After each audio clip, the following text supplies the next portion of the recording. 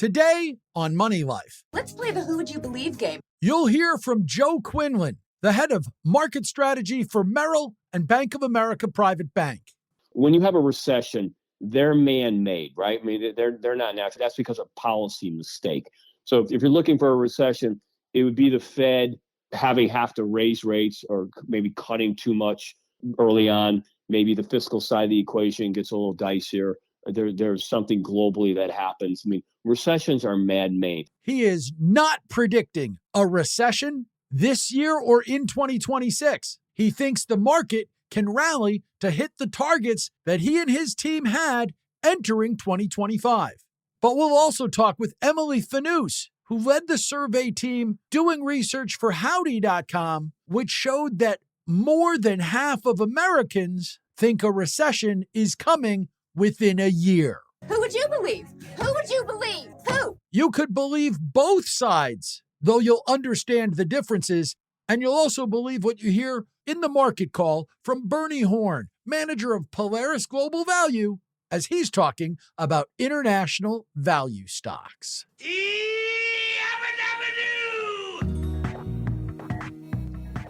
Not exactly the Flintstones music, but yeah, yabba dabba doo, let's get busy, right? That was always at the start. They then play the Meet the Flintstones theme song or what have you. You know, somebody told me I could do the voice of Fred Flintstone. I don't know that I could. I'm not going to try, but I am going to tell you we've got a really interesting show for you today. This is Money Life for June the 11th. Thank you so much for being here. I am on my way to New York for the day to be at the Active Investment Company Alliance BDC Forum, Business Development Company Forum. So tomorrow we'll have some elements from that, as well as Todd Rosenbluth and more with the ETF of the week. But today we have a great show planned and executed for you.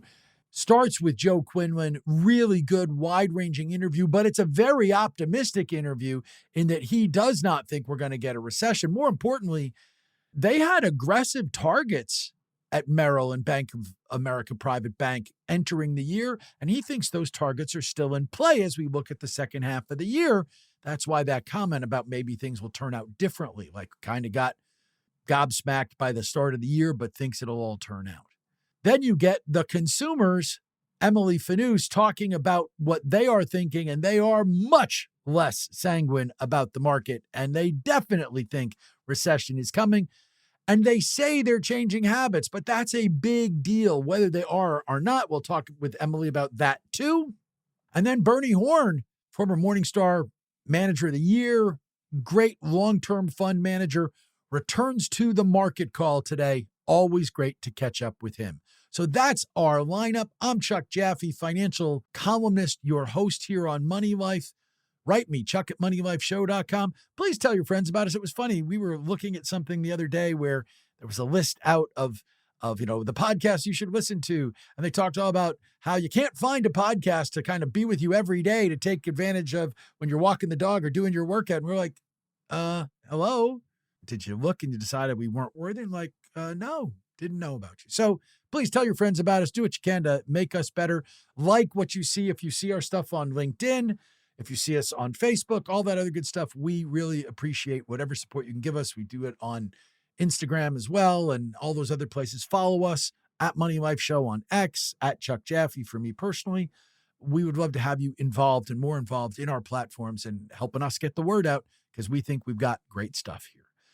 The market, meanwhile, posted another good day yesterday. While I'm not worried about the day-to-day of the market, we're at this interesting point where we've got guests. You'll hear it again from Joe Quinlan, waiting to see the market break through to new highs because they want to confirm this rally. And you got plenty of people saying, well, but this rally's been going on for a while. It's long in the tooth. It's going to be a setback. I don't know where we are. I just know that we're getting to that point where you want to see one or the other so that you have some idea, just like you would with the tariffs and everything else. Like, just give us a little bit that feels more certain than what we've got day to day. Let me know how you feel. Again, chuck@moneylifeshow.com is how you reach me. But right now, let's jump in because it, again, is a really interesting show. Joe Quinlan kicks us off. Then Emily Fanous and that very different perspective from consumers before we get to Bernie Horn and the market call. The talk starts right after this message. Asset managers, you know how hard it is to stand out in this crowded space. Vetify is a unique partner that can help you across the entire product lifecycle. With a best-in-class index factory and an award-winning digital marketing team, Vetify can help you build the products of your dreams, optimize your distribution efforts, and grow your assets under management. Learn more at Vetify.com.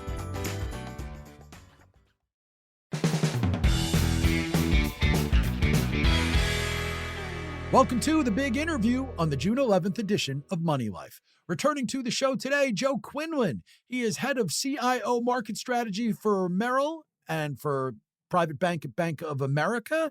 And if you want to learn more, it's Merrill.com. It's privatebank.bankofamerica.com. And I'm always happy when I get to say, Joe Quinlan, welcome back to Money Life. Thanks for having me on, Chuck. I appreciate it. So here we are in June, which means it's a good time for us to look back where we were entering this year. I know that at the beginning of the year, you were concerned. You expected a good year, but you were concerned that there might be a couple of things out there that could, maybe shock the system or what have you. I'm not sure that you were expecting the shocks that we have had. I also know that it was one of your colleagues, but it comes out with stuff that you're talking about, who predicted we'd see the S&P get to basically all sixes this year. So That's right. Where are we relative to that? Because we've had shocks, but maybe not the shocks that you were expecting. And we've had a market that has rebounded. But is everything you were expecting 6 months ago still in the field of play right now?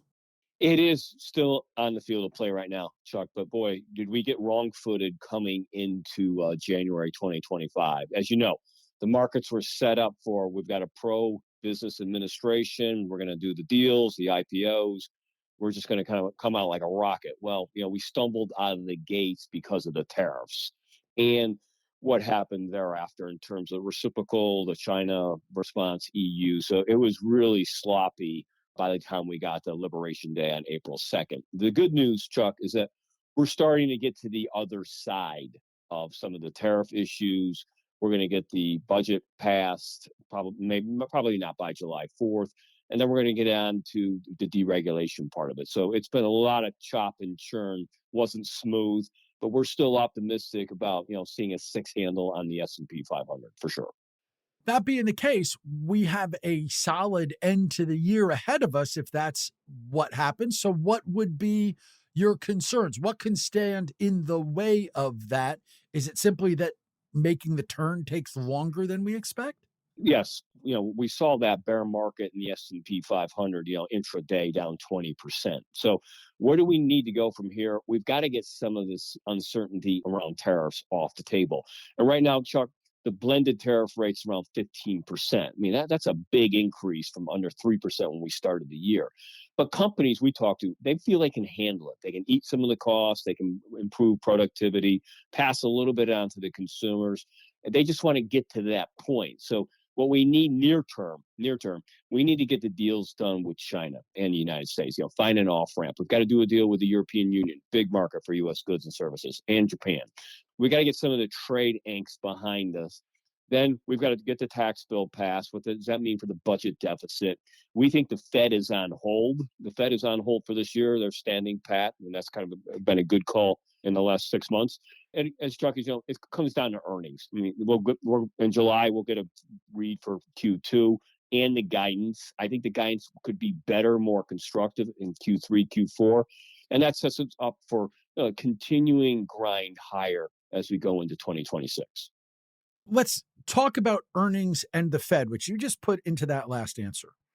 So for the last couple of years, as the market was going gangbusters, it was very much fueled by actions of the Fed.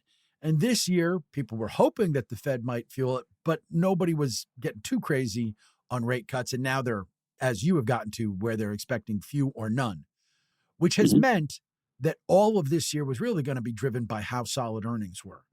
I know that was what you were saying. We would have a good double-digit kind of earnings year, which could lead to the potential for the returns you were talking about, et cetera.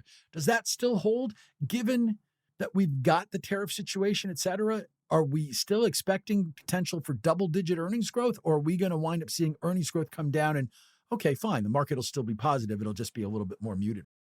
It's the latter in the sense, Chuck, we have lowered our earning estimates, say 3 to 5% year over year.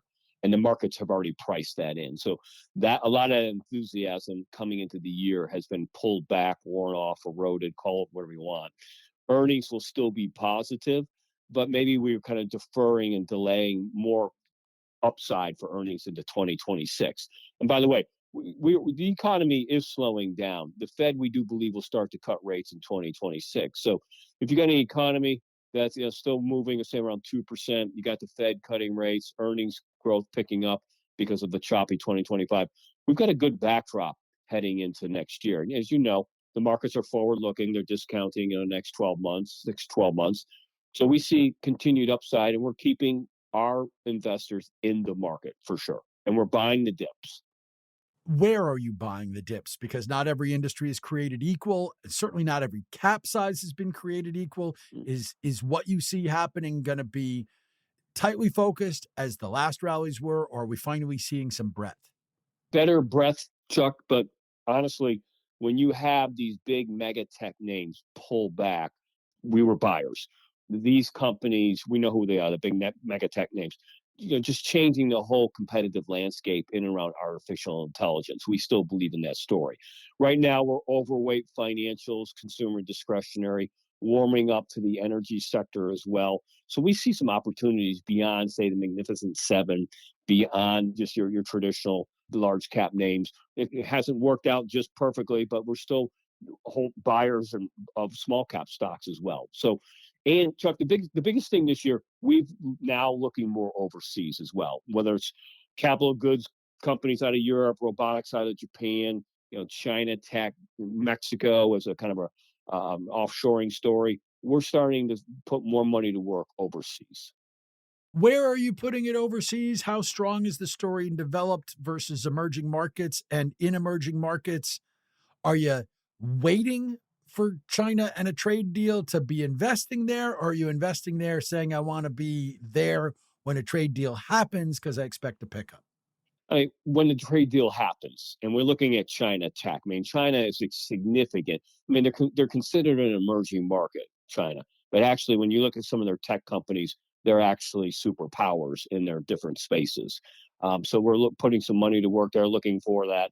Automation and robotics is a big theme, and that's where you look at Japan as being a leader, as is South Korea. Global defense spending, Chuck, is whether we like it or not, it's a dangerous world. Seeing opportunities not only in Asia but also in Europe as well. We've seen a huge move up in European defense leaders. So there are some opportunities out there that we want to be ahead of or be a part of, because we do think Europe's macro backdrop isn't all that exciting. But beneath the hood, there's some good companies, good sectors that we think can grow and drive earnings and therefore returns. When you talk, one of the things you always bring out is the numbers. Like, I know when you and I are going to have a discussion, you're going to back up everything you say with numbers. The Bureau of Labor Statistics recently said that it had to cut back on some of its regional collection efforts that were part of how it figured out the consumer price index in April and in June because, and I'm quoting here, current resources can no longer support the collection effort. With that and other nagging doubts that people have about whether or not U.S. economic reports are going to be made and continue in the way they have, how much are you worried about the numbers and the future of the numbers that you base so much of your thinking on? Because those numbers have never been, they've been political tools, but they've never been politicized. Now they might be both politicized and impacted by government moves. Mm-hmm. I mean, great question, Chuck, because, right, I mean, the U.S. government's always been like kind of the gold standard when it came to providing macroeconomic data. And I continue to believe they will remain the gold standard, albeit with some of these challenges.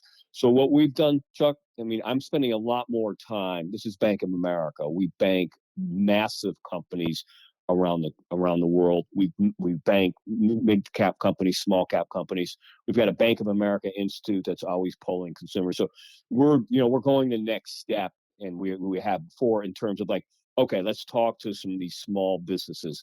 How are they faring with the tariffs? How are they faring with the immigration workforce? How are they passing on costs? Can they or not? So we're going to we've been kind of forced to go down to more the micro route and really do bottoms up as in addition to top down. But like I said at the outset, I still think our statistics from our government are the gold standard, and I think that's going to continue. Albeit there's some holes here that we've got to plug and work through. Do you worry or think that makes the Fed's job a little tougher? I mean, the Fed says we're data dependent. The Fed relies heavily on personal consumption expenditures, PCE, as opposed to CPI, although they look at CPI too. But PCE is like their big thing as their inflation gauge, and they outsource the collection of their data to the federal statistical agencies. Do you worry at all that, okay, you're doing it for business, but if the Fed's outsourcing their data and data dependent gets questionable? I'm worried and concerned, but not overly, Chuck, in the sense that the Fed has a lot of resources in of themselves. They've got a massive army of economists, PhDs around the country. They're doing the survey, so I think they got a pretty good feel. Now, do we want more data? For sure. I mean, the more data prints you have, the empirical evidence helps you make better decisions. But I don't think the Fed is going to find itself flying blind because of what's happening, because they've got a lot of resources at their own disposal. And also, Chuck, I mean, the Fed is in constant contact with, Bank of America, JP, Goldman. They're checking the desk. What are you seeing? What aren't you seeing? So there's a lot of ways by which the Fed can backstop its empirical thinking and therefore its policy actions. You mentioned about how at Bank of America, when you are trying to backstop the economic numbers, you are talking, sort of broadening out who you're talking to and talking to a lot of the smaller companies, et cetera. I am spending Wednesday at a conference on business development companies in New York City. And of course, BDCs have become a very popular way for folks to invest, to get at credit that is down the scale. It's not the biggest names, et cetera.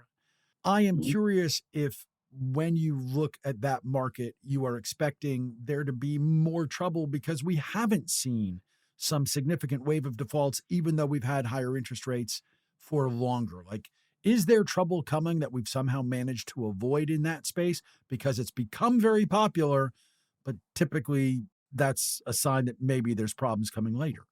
No, Chuck, I don't think there's any part of the credit market out there that's ready to systemically become a problem for the whole financial system. Because remember, we're all focused on the deficits and debt of the federal government, but when you look at households and businesses in general, they did, they restructured their balance sheets in this low interest rate era that now seems like it's 500 years from now. It happened a long time ago. So households are in good shape financially, particularly higher income. Corporations did a lot of refinancing. So I think we're in good shape here. The key, Chuck, is keep the economy growing. And we'll see what happened in Q1. We saw the economy basically flat. We're running right now around 3.5%. So the key is bringing back the predictability in and around the tariffs. Get the budget out, passed, so we know what we're dealing with.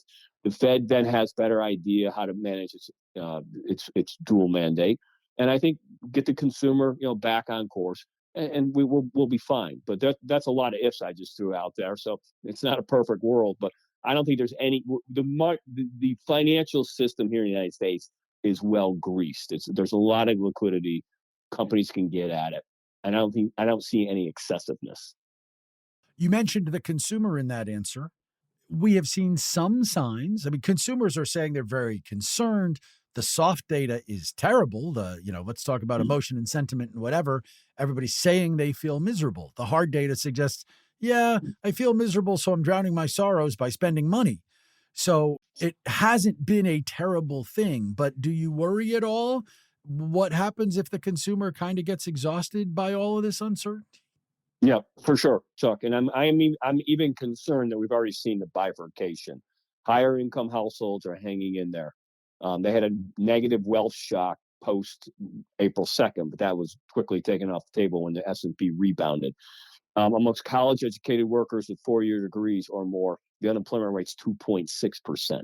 So, but lower income households for sure. It's the rent, it's the insurance on the car, it's the cost of eggs. That is hurting. The big, people don't realize this, but the big saver, so to speak, has been the drop in gasoline prices. That's been a tax cut a lot of lower income households, and that's been very beneficial. So a lot of cross currents, but when you've got an unemployment rate of 4.2%, you've got about 4% year over year wage growth, and you've got a stock market at or near all-time highs, you've got a good base for continued consumption. And as you know, Chuck, it's almost 70% of our economy is driven off the consumer. I know that you look at the long term and you're much more focused on that than you are the day to day. And I know that you're much more concerned about fundamentals than you are about technicals.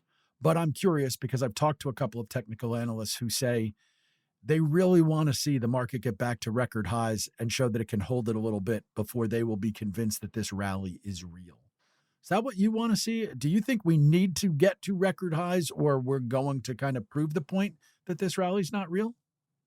I'd want to see just some of this. We start conversation like, wow, we were wrong-footed coming into the year, being optimistic. We stumbled out of the gate. I want to see this, the animal spirits. I want to get back to feeling how we were coming into the year. So predictability, get through the tariffs issues, settle scores with our allies, our friends, stabilize the dollar. And to me, there's your floor for higher highs on the S&P and other indices. But let's just get back to kind of that feeling we had at the beginning of the year. And I think we can. Maybe the year's been flipped. We stumbled out of the gate, but the second half we'll get our stride and push forward into 2026. You mentioned 2026. Perfect segue, because as we get to the middle of the year, guys like you have to start gathering string for what will become your outlook when we talk near the end of the year, which you and I typically do talk towards the end of the year. So we will have another conversation. But you've said you expect the market to finish strong. You don't expect the Fed to cut rates. And we have come this far into this conversation, and neither of us until right now has used the word recession. So as you look to the positive outcome and things get better, et cetera, is there recession or trouble or that stuff? Is that all coming in 2026? Because this year, the rest of this year looks positive once we get some things resolved? No, Chuck, we're not looking for a recession in 2026 for a couple of reasons. I mean, the consumer, I think, will continue to spend. We'll get the tax cuts coming forward with the new package coming out of Congress. And then also, Chuck, we're just at the early phases of this CapEx expenditure cycle. So whether it's artificial intelligence driven, whether it's the industrial side of the equation, refurbishing nuclear power plants, utilities, I think the CapEx cycle is another catalyst for growth into 2026. And I think after mediocre earnings for 2025, I do think we can raise our expectations for better earnings, maybe high single digits in 2026. When you have a recession, they're man-made, right? I mean, they're not natural. That's because of policy mistake. So if you're looking for a recession, it would be the Fed have to raise rates or maybe cutting too much early on. Maybe the fiscal side of the equation gets a little dicier. There's something globally that happens. I mean, recessions are man-made. They're a result of policy mistakes. So we're watching that very carefully. And honestly, Chuck, even if in London, U.S. and China agree to disagree, but they agree to alleviate, dial back. This tug of war between the two largest economies in the world, it's not going away anytime soon. So it could be disruptive at any point. And we still got to deal with a ground war in Ukraine that could take a turn that causes investors and businesses, consumers to pull back. So nothing is guaranteed, but I think here we're still like the U.S. It's still our core holding. I know it's underperforming. I think that underperformance will narrow, but to me, recession not on the horizon, particularly as we head in early part of 2026. Joe, really interesting stuff. I look forward to having that conversation and talking to you when you've got your outlook together at the end of the year. Enjoy that time, and I'm looking forward to that conversation. Meanwhile, thanks so much for joining me today on Money Life. Thank you, Chuck. Thanks for having me. Appreciate it. That's Joe Quinlan. He is head of CIO market strategy for Merrill and for Private Bank, Bank of America. It's Merrill.com or privatebank.bankofamerica.com if you are looking for more information. And if you are looking for more of Money Life, stick around because we've got the market call. Bernie Horn from Polaris Global Value will be here talking stocks. This is Money Life.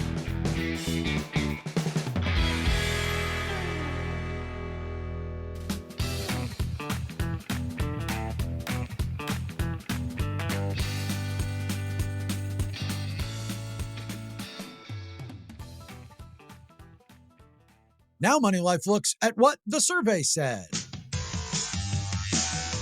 Yes, this is the survey said on Money Life. It's where we dig into surveys, studies, polls, any kind of research or data that's going to help us understand what people are doing for, with, and about their money. And today we are looking at a survey that was done by Digital Third Coast for Howdy.com, which is a recruitment company, which was taking a look at how Americans feel right now about what's about to happen with the economy. And I know you've heard the interviews on the show where folks are saying, no, the experts are saying they're not necessarily expecting a recession. But when you ask a different set of questions to consumers. So where do we stand? Where do we stand? Where do we sit? Where do we come? Where do we go? What do we do? What do we say? What do we eat? What do we drink? What do we think? What do we do? All of those kinds of questions. What you're finding out right now is that Americans distinctly think there's going to be a recession, and right quick. Here to discuss it, Emily Fanous. She's content team leader at Digital Third Coast. Again, they did this research for Howdy.com. If you go to the Money Life Show guest page, you'll find a direct link where you find Emily, or you can find it in our show notes. Emily Fanous, welcome to Money Life. Thanks so much for having me. Happy to be here. Like I said, I keep talking to experts who are downplaying the odds of recession, who are saying they really don't expect it this year. They're not so likely to expect it at least early in 2026. And yet your research says, no. Americans think it's coming. It's going to be here in the next 12 months. And they're starting to freak out. Yeah, you're right. Of course, we can hear different things, whether that's on the news or from experts, et cetera. But we really wanted to hear consumers, what their feelings are about the economy, about what's going to happen. And our survey this spring found that 52% of Americans believe a recession is likely this year in 2025. And because of that thought, because of that belief, 67%, so way more than half, we're almost nearing 3 in 4 Americans, are already changing their day-to-day habits in anticipation of a potential recession. Before we dig into that, you mentioned it's the spring survey. It was done after Liberation Day. But when was this done relative to the market kind of rebounding? Because I know plenty of people who are still freaked out and think a recession is coming, but I know others who have calmed down now that they have seen their 401k balances recover. Yeah, so you're absolutely right. This was done this May, so just about a month ago. So people, this is right when this is the most up-to-date information that we can have on consumers and how they're feeling when it comes to their finances and what they're projecting for this next year. And so they did if you're doing this in May, they had some of the recovery. They just weren't feeling it yet. And they're still not feeling it. All the soft data says that people are much more freaked out, even though they're still spending. So your study here says that people are changing their habits. How are they changing their habits? Yeah. So financial habits are changing. As you mentioned, 61% are cutting back on their spending. So, that's a good amount. It's not drastic. We're not saying 90%, but 61% of Americans are already cutting back on their spending. 52% are making moves to try to increase their savings. And 38, so a little bit more than 1 in 3, are starting to try to pay off their existing debts that they have right now. The cutting back spending thing, they're saying that they're doing it. And of course, that's what we keep hearing. And that's what all of the chief investment strategists and money managers I talk to are looking for, because the economy basically needs consumers to keep going. The economy has kept going. So is there a disconnect between what people are saying and what they are doing? Or is it they've cut back, but it's the upcoming data that's going to show this to us? That's a really good question. And I don't know that we can 100% know that answer. I also think that there is an element of this where, I may say that I'm cutting back on spending, but then when I actually look at my bank statements, have I really? Maybe I feel like I am not buying, as many coffees per week or something along those lines. So I think it could be a mix of both here, where maybe the cutting back maybe isn't as large as some really feel that they actually are doing. Or like you're saying, if we were to resurvey folks in a few months, then we could really grasp how much their daily lives have changed in just the last 2 to 3 months. Well, and it plays out interestingly because you listed the things that people were doing, and you talked about how folks are paying off their existing debts and how folks are creating an emergency fund. And the numbers, the interesting thing is the hard data does back that side.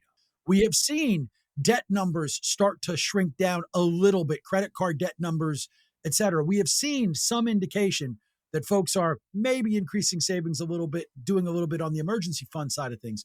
So it's interesting to me that the things that they're talking about, and maybe that's it. Maybe it's like, hey, I'm paying down my debt, so I must be spending less. Yeah, maybe I have a little bit more money in my bank account and it's because I'm doing other things, but, when we really look at it, what are those changes and how are they impacting ourselves and our money? When it comes to the numbers here, I mean, you guys do a lot of different research, and we're seeing a lot of stuff in general about unhappy customers, unhappy consumers, folks who are a little bit freaked out, et cetera. But again, 67%, that's just not a number we normally get on a headline number in any of these surveys. I recognize that it's going to take a little while before you talk to these folks again and do the same sort of thing. But how quickly can that swing? Like, if we're at a spot where things feel benign in a couple of months, are we going to be like, okay, everybody's just decided this was a false alarm? Wonderful question. I think it's really hard to say, especially this probably better than most. Anything that has to do with the economy, with money, finances, I think consumers are very quick to want to change or make it better for themselves. Of course, it's our own money, but it is hard to say. Like you said, 67% of people already changing their day-to-day habits. Changing a day-to-day habit is a big deal. If you're changing something that you've been used to doing for X amount of months, X amount of years, that's changing your lifestyle. So I would be really interested to see in the coming months, like you're saying, have people noticed a bigger change? Was it all just a false alarm? And I think then it might be interesting too to look at, for folks to make these changes. Obviously, they're hearing or they're seeing or they're experiencing something with their own finances or just hearing about finances in general that are pushing them to take these actions.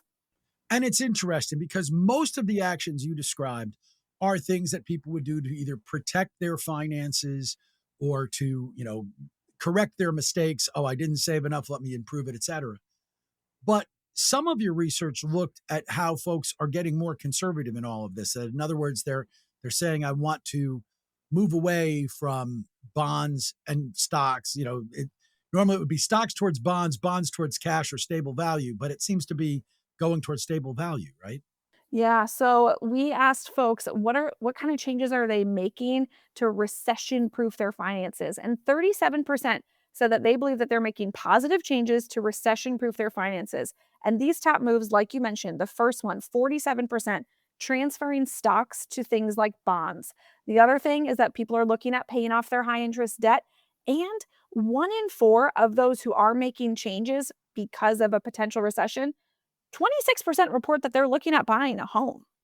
Well, that's, of course, putting real estate in your portfolio, which is a different conversation and not necessarily something that people shouldn't be considering in any market conditions. But the question with that is whether they can afford it the same way it would be on that move into the bond fund stuff, because, yeah, bonds may or may not be a safe haven, depending on what happens next with interest rates. Really interesting stuff, Emily. Thanks so much for joining me on the show to talk about it. Happy to be here. Thanks for having me.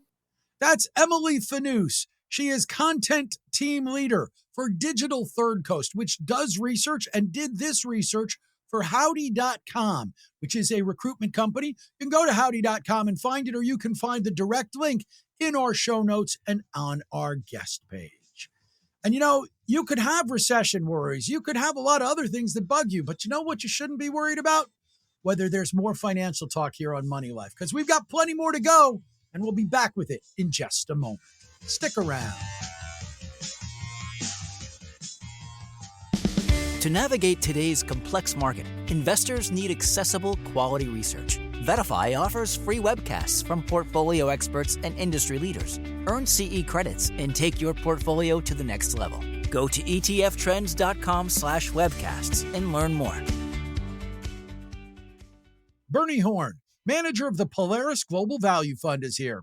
It's time to talk stocks in the Money Life Market Call.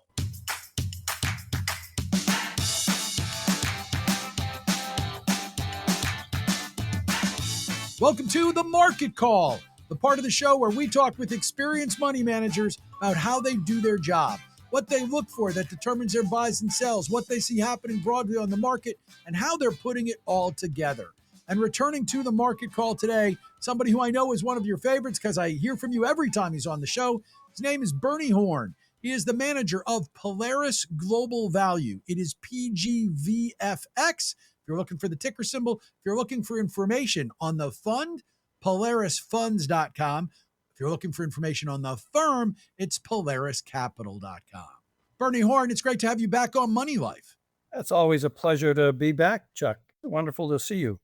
We always start with methodology, and value is very much in the eye of the beholder because there's a lot of ways to define value. So I need you to tell us the basics of your methodology and not only how you define value, but also how you kind of parse the world when you're doing the global part of things.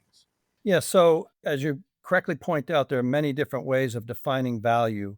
Some people look at low price to book value, low price to earnings, and so on and so forth. We prefer to look strictly at the stream of cash flow that comes from an investment. And that investment might be a common stock, but it could also be a building, a real estate, could be a government bond or a corporate bond. But each of those, will throw off a stream of cash flow. And we look for companies that throw off cash flow and where that cash flow relative to the market cap gives us an implied expected return that is better than the expected market return. And if we can do 200 basis points better than the market, that kind of puts us in the top quartile of managers. And so that's what we do. So we look for, we screen the world, all 47 plus thousand companies, publicly traded companies in the world. And we look for those companies where the cash flow is priced to give us that excess rate of return. And that's our working list. And then we kind of go down through it. And not surprisingly, a lot of companies that are optically cheap are often cheap for a reason. And we don't necessarily think that they're going to grow those cash flows in real terms over time. So the companies that we wind up getting more interested in are those that obviously are good value, but also have something about them that leads us to believe that they're going to grow those cash flows after inflation at a decent rate. And so that's basically what we try to do. Is it easier for you to find that in certain spots of the world at certain times, or does it not make a difference where in the world it comes up? I mean, you are more overseas, but as global, you could be US. So valuations, I would assume, are taking you overseas more than the US at this point. Well, certainly international equities have underperformed US equities, but really you should qualify that by saying international equities have underperformed the Mag 7 for the last N number of years, where that's a much longer period than it has really ever been in the past. So international equities have underperformed, which not surprisingly means that we're finding a lot of really good values overseas. And when we look at the valuation of our portfolio today, we kind of use a very back of the hand method called the maintenance cash flow yield, which is a term that we kind of coined. But basically the non-US equities give us an expected return of something above 11%, a maintenance cash flow yield of about 11%. The non-US global portfolio, or in our global portfolio, the US equities are a little bit below 10%. If you look at the benchmarks, they're more like 4 or 5%. So our portfolios are extraordinarily much better than the benchmark these days. And we think that that's quite compelling. So yes, international equities better value than the US, but that doesn't mean we don't find good values in the US as well. Are there certain industries right now that are also more likely? And when you're putting together the portfolio, how much do you put on an overlay that says only so many in an industry or only so many from a country or a region? Yes. Financials are still a big part of our screen. We're a little less enthusiastic than we have been around the time that Silicon Valley Bank collapsed, because that was an extraordinarily good buying opportunity. But some of the cyclical industries like industrials, some of the consumer discretionary companies, like autos, some of the materials companies. We've even, for the first time in a while, warmed up to the airline business, which is a bit contrary to the old adage that don't buy things with wings. And I would add propellers to that. So we're interested with dipping our toes into that. We don't want to get too overweight. To answer your question with respect to do we put guardrails around our country and sector weightings? Yes, to a certain degree, but we are benchmark agnostic. And by the nature of what comes through our screens, we're going to be somewhat different than the benchmark.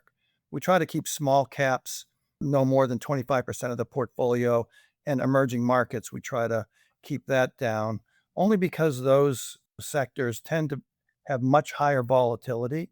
Small caps, you can get paid for it. Emerging markets, quite frankly, have not been a source of really great excess performance for the added volatility that you get. So we try to moderate that in the portfolio. So here we've come all this way talking about methodology and where in the world you're looking and what you're looking at. And one thing that we haven't discussed that does seem to be impacting the entire world, or could be more, is of course tariffs. How is the tariff picture changing things for you? Is it creating opportunities, or is it quashing opportunities, or is it just we got to wait and see to opportunities? I think, at the end, it's creating opportunities because the volatility that has happened every time there's an announcement about this tariff or that tariff sends stock prices down. And, we think that there's an opportunity there. Having said that, a lot of the companies that we have in the portfolio, when we talk to them, and we talk to them a lot about tariffs, one thing is clear, and that is that post-COVID, most companies have diversified their supply sources so that they can be somewhat nimble and move production around the world, not necessarily because of tariffs, but because of the problems that COVID brought into the world. And so to some degree, we think that companies are well equipped to navigate through these tariffs. But of course, at the end of the day, if we get a really bad high level of tariffs and it slows down global growth, that's not going to be good for anybody really. But we think at the end of the day, cooler heads will prevail. Would love it for the archaic tariff and non-tariff barriers that exist in the world today, both in the United States as well as outside the US. We think if a lot of those things are rewritten, to reflect the fact that the world has changed since most of these tariffs were put in place, we think that would be a good thing. And on the other side of that, if we get freer global trade, that could set off a very interesting period of global growth. And that could be a very important stimulus for equity portfolios. So with that in mind, we're now at the spot where I ask you for an exemplar or two, the kind of stock that you particularly like in this kind of an environment. And maybe it should be one that you think is also poised to benefit from that kind of boost coming up. Yeah. One of the companies that we added a little bit too early, because value investors are often early, was Barry Callebaut. This is a company that one of the largest chocolate processors and manufacturers in the world. They go from contracting with the cocoa farmers in various areas in the world, mostly Ghana and the Cote d'Ivoire, but also more increasingly in places like Ecuador. So they contract with the farmers and ultimately sell it on to firms like Hershey's, for instance, and Cadbury and some of the big processors. So the reason that the stock is cheap is because the price of cocoa has gone way up for a couple of reasons. One, weather, and secondly, some disease, and so on and so forth. But we really think that the fundamentals of supply and demand are a lot more balanced than what the cocoa futures market is showing, because the cocoa futures market seems to be, the place where a lot of speculators have kind of ramped up the price, probably more than it really should be. So we think that that'll eventually correct. We think that the supply over the next 3 and 5 years is going to really balance out the demand. And when things return to normal, this is a very, very, very good cheap stock with cocoa in terms of the demand for cocoa and chocolate. We think that that's a pretty steady type of demand picture. So that's one example, that we like. And we've got Time for one more. What's something else that stands out to you? United Therapeutics is a stock that's actually down this week, but we think that this is an exceptionally interesting pharmaceutical company. They deal with pulmonary hypertension and lung diseases, and they have an entire kind of portfolio of drugs and treatments that go from early stages to very late stages. And this stage of this disease never really gets better. So they can treat patients along the way.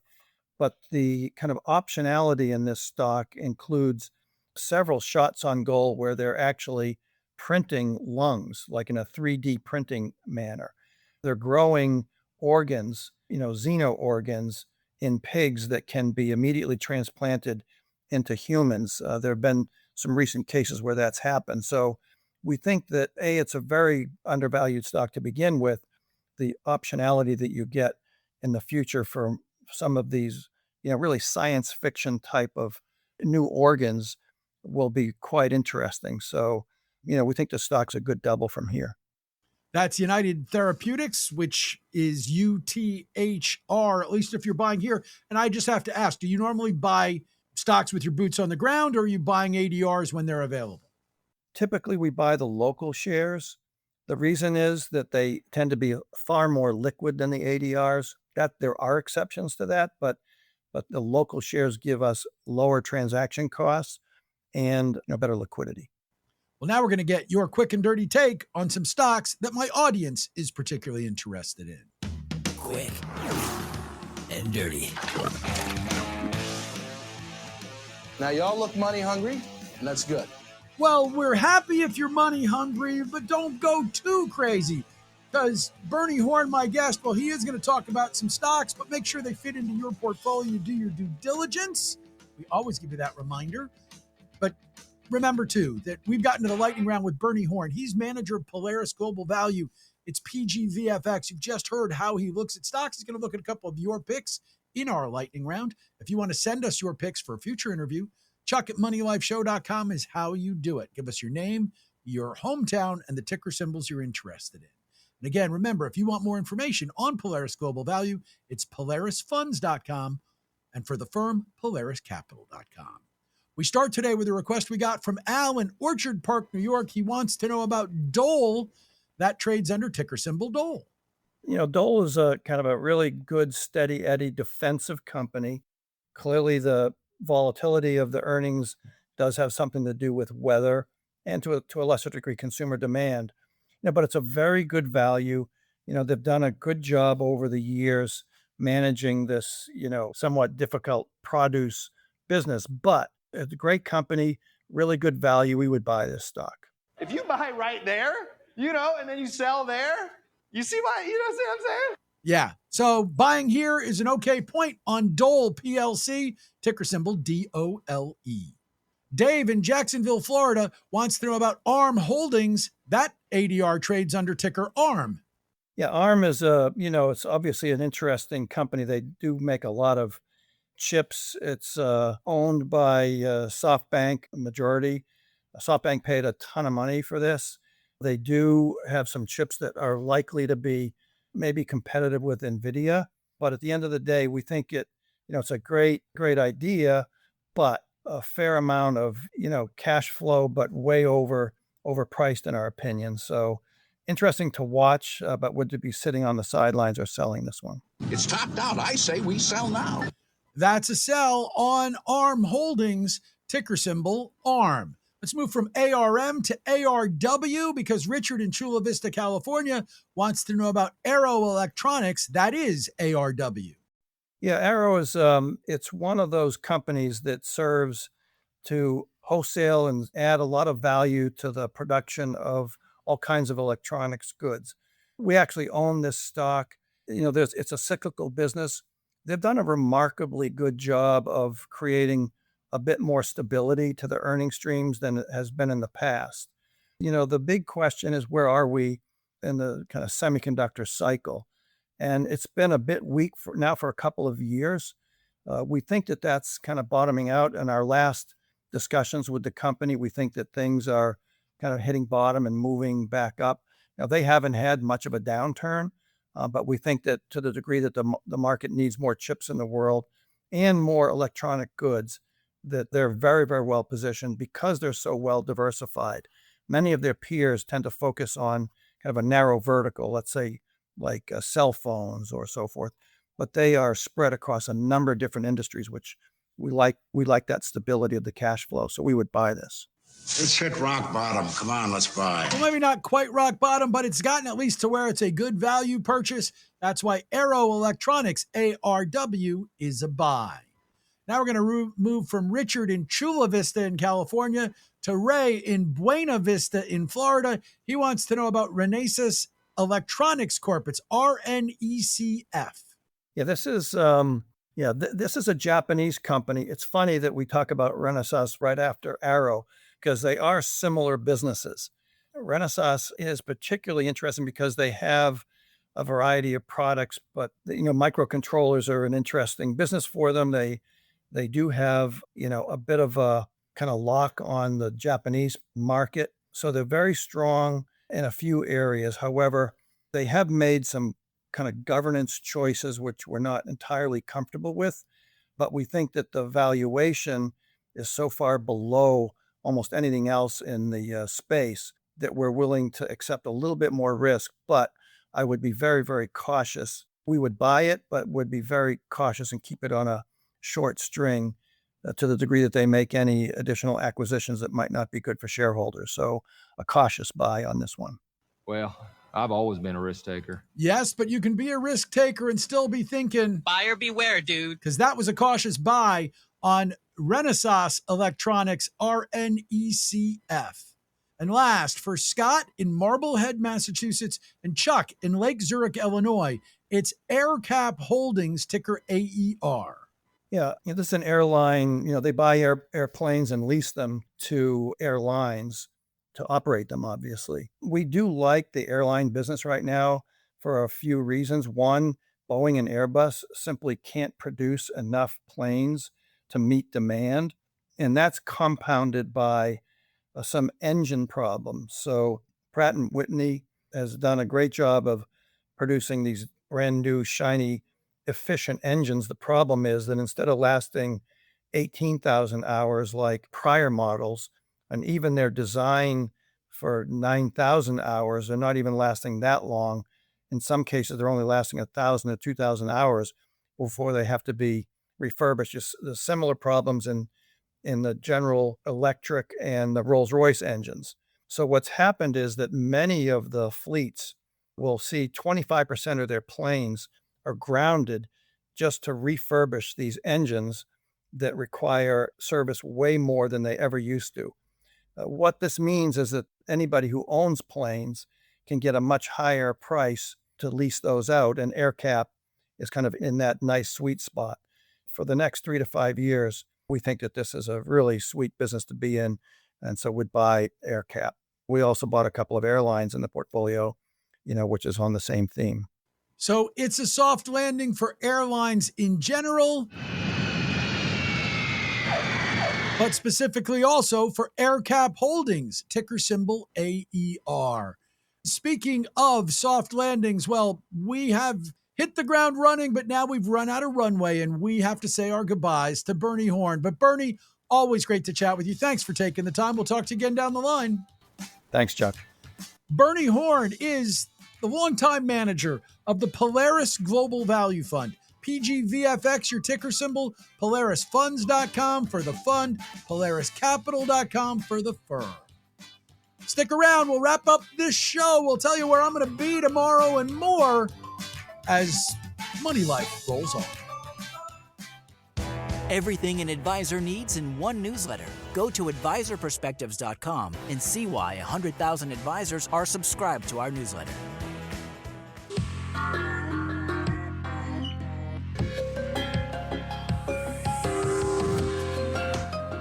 We are back to wrap up this edition of Money Life. Always great to catch up with Bernie Horn. No crossover in that interview. I thought we might have some on Dole, but the truth is it's been more than 6 months since we last talked about that. which we did with Elizabeth Alfano back in the fall. She's with VegTech. VegTech, very different company. Need to get her back on the show. She was a buy back then, but that's not within 6 months, so we don't normally do crossover there. But great to catch up with Bernie Horn. Now, tomorrow, I'm not quite sure what our lineup will be because we're going to try to pull some things together from the ACA, Active Investment Company Alliance BDC event, because that is their 2025 BDC Forum. It is happening today in New York City. I'm heading down by train in the morning. So probably while you guys are listening to this, I'll either be on the train or I'll be at the event or I'll be on the train home because I will be coming back at the end of the day. Meanwhile, we're going to try to pick up a couple of interviews while we are there and at least air one of them tomorrow, et cetera. I'm going to have a follow-up tomorrow on something that you heard me talk about with Joe Quinlan. That being the data and the quality of the data. Because I am on the board for the Society for Advancing Business Editing and Writing. I'm a past president of the organization. Cebu issued a statement. It actually, I knew it was coming, but it came out basically shortly after I finished the interview with Joe Quinlan. I debated whether I would talk about it today and hold the interview with Emily Fanous till tomorrow, but I didn't. I'm going to talk about this probably on tomorrow's show. So you'll want to check that out. It's really important stuff. And you'll hear a different perspective when you hear a journalist and a journalism organization talking about it than maybe you do from a money manager, which is why I asked the questions thinking about it, but we'll see how it all plays out. Meanwhile, if you are looking for something to celebrate, well, for me personally and my family, I would be celebrating the birthday of my grandmother. Omi, my father's mother, Rose Marzinski Jaffe, was born today in 1899. But that's not a national holiday or any sort of national holiday. It's just a family holiday. But today is Cousteau Day, which celebrates Jacques Cousteau, who shared his birthday with my grandmother, except he was not born in 1899. He was born in 1910, 115 years ago. Today, Jacques Cousteau, of course, the underwater explorer, noted for his contributions to marine science and conservation. It is also National Make Life Beautiful Day. It is Pizza Margarita Day. Pizza, pizza. Always a good day to celebrate pizza. It is National Corn on the Cob Day, and it is National German Chocolate Cake Day. Today we're making one of my all-time favorite cakes, German chocolate cake, named after Samuel German, not the country. That's correct, because although the name might sound like the cake originated in Germany, it didn't. German chocolate cake's roots can be traced back to 1852, when American Sam German made a type of dark baking chocolate for the American Baker's Chocolate Company. Baker's German Sweet Chocolates brand was named in honor of Sam German. Over 100 years later, in 1957, a recipe for German's chocolate cake with the apostrophe S was the recipe of the day in the Dallas Morning Star, and it was created by Mrs. George Clay, and she used Baker's German's Sweet Chocolate. And obviously, it became quite popular. General Foods owned Baker's brand. They distributed Mrs. Clay's recipe to other newspapers around the country. Publications started dropping the S in German's, the apostrophe S, and so it became German chocolate cake. Now you know the rest of the story. Yeah. And we have that one clip that we only ever use on National German Chocolate Cake Day, but whatever, it's here for that. My guests today were Joe Quinlan, head of market strategy for Merrill and Bank of America Private Bank. privatebank.bankofamerica.com, Merrill.com. Emily Fanous, she was talking about a Howdy.com study, Howdy.com, and then the direct link to the study in our show notes. And Bernie Horn from Polaris Global Value, PolarisFunds.com, PolarisCapital.com. Thanks to them. Thanks to Rob Floyd, my producer. Thanks to Maho, my dog, who will miss me today while I'm gone, but Gail will be home from work for him and Stash today. But mostly thanks to you for being here, because you make this special and worthwhile for me each and every day. The Money Life quote of the day comes from Joe Moore, who said, "Money is a strange thing. It ranks with love as our greatest source of joy and with death as our greatest source of anxiety."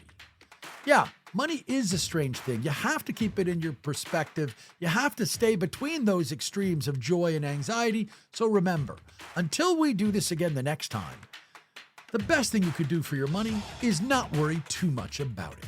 Have a great day, everybody. Be safe and calm. We'll see you here again tomorrow.